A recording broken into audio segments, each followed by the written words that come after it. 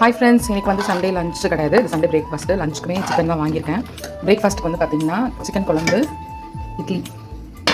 அப்புறம் மதியம் லஞ்ச் வந்து பார்த்திங்கன்னா சிக்கன் வந்து இங்கே வாஷ் பண்ணிகிட்ருக்கேன். அப்புறம் ரைஸ் வந்து வச்சுருக்கேன். ஸோ வாங்க எல்லாம் பண்ணிவிட்டு நான் உங்களுக்கு காட்டுறேன்.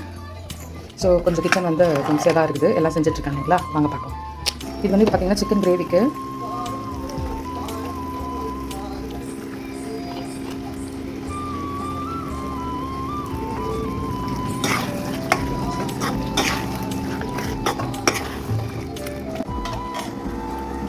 சிக்கன் குழம்பு ரெடி ஆகிடுச்சு.